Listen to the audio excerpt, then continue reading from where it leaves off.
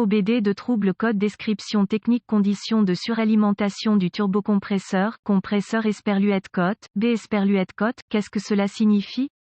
Ce code de diagnostic DTC est un code générique de groupe motopropulseur. Il est considéré comme générique car il s'applique à toutes les marques et modèles de véhicules 1996 plus récents, bien que les étapes de réparation spécifiques puissent être légèrement différentes selon le modèle. Le code d'anomalie P02CA indique que le module de commande du groupe motopropulseur PCM détecte une pression de suralimentation dangereusement élevée du système d'induction forcée Esperluette-Cotte, B Esperluette-Cotte, du moteur. Des niveaux de boost dépassant les niveaux recommandés peuvent compromettre l'intégrité structurelle du moteur. Reportez-vous à un manuel de réparation spécifique au véhicule pour déterminer quel est le turbocompresseur ou le compresseur de suralimentation B dans votre application particulière. Normalement, un moteur s'appuie sur le vide produit par le mouvement vers le bas du piston pour attirer l'air et la charge de carburant dans le moteur. Un compresseur ou turbocompresseur est un compresseur d'air utilisé pour augmenter la charge d'air et de carburant entrant dans le moteur. Ceci est connu sous le nom des inductions forcées qui permet à un moteur beaucoup plus petit à faible consommation de carburant de créer la puissance normalement disponible avec un moteur beaucoup plus gros. L'appareil mécanique utilisé dans l'induction forcée est divisé en 3 catégories, à déplacement positif, style racine, centrifuge et turbo. Le style roots et les chargeurs centrifuges sont entraînés par courroie tandis que le turbo dépend de la pression de l'échappement pour fonctionner. Un compresseur de suralimentation ou à déplacement positif est positionné sur le dessus de l'admission. Une centrifugeuse ressemble beaucoup à un compresseur de climatisation rotatif et est située sur le côté conducteur du moteur. Les turbocompresseurs sont situés en ligne avec le système d'échappement. À mesure que la pression de suralimentation augmente, la pression sur le moteur augmente également. Votre moteur a recommandé des limites de pression de suralimentation pour éviter la possibilité de défaillance des composants du moteur. Le code P02CA est défini lorsque ces limites sont dépassées et doit être corrigé dès que possible pour éviter d'endommager le moteur ou la transmission. Les turbocompresseurs dépendent de la pression d'échappement pour faire tourner les pales de la turbine assez rapidement pour produire une pression d'air supérieure à la pression atmosphérique. Cependant, ils ont un retard inhérent où la pression d'échappement est insuffisante pour faire tourner le turbo assez rapidement pour créer de la pression. Selon le type d'unité utilisée, le turbo a besoin de 1700 à 2500 TR, min avant de commencer à s'enrouler. Les turbos tournent autour de 250 000 TR, min en pleine accélération. La pression de suralimentation augmente avec le régime moteur, pour réguler la pression de suralimentation et éviter la suralimentation. Une soupape de décharge est installée. La plupart des turbos modernes ont une soupape de décharge interne et un actionneur externe. Il y a une tige de l'actionneur à la soupape de décharge sur le turbo. La pression d'air du collecteur d'admission passe en haut de la soupape de décharge. Lorsque la pression de suralimentation augmente, elle commence à exercer une force sur le ressort de l'actionneur qui maintient la soupape de décharge fermée. Plus la pression augmente, plus elle surpasse le ressort, ce qui entraîne l'ouverture de la soupape de décharge et éloigne les gaz d'échappement des pales du turbo et empêche une augmentation supplémentaire de la suralimentation. La régulation de la pression appliquée à la soupape de décharge régule les niveaux de suralimentation à un régime spécifique. Pour ce faire, l'ordinateur utilise des capteurs barométriques ou MAP, des capteurs de température du moteur et de la transmission, des capteurs de cliquetis et des capteurs de pression d'admission pour déterminer la quantité d'ouverture de la soupape de décharge nécessaire pour fournir les meilleurs niveaux de boost. Pour réguler les niveaux de boost, l'ordinateur utilise soit un solénoïde, un moteur pas à pas ou un modulateur d'impulsion. En régulant la pression de l'actionneur de la soupape de décharge, divers degrés de suralimentation sont possibles. Symptômes. Les symptômes affichés pour un code P02CA dépendront de la cause de la condition de suralimentation. Le moteur de service bientôt ou le voyant de contrôle du moteur s'allumera. Vous subirez une perte de puissance. Le moteur peut montrer des signes de surchauffe. La transmission peut montrer des signes de surchauffe et de changement brusque.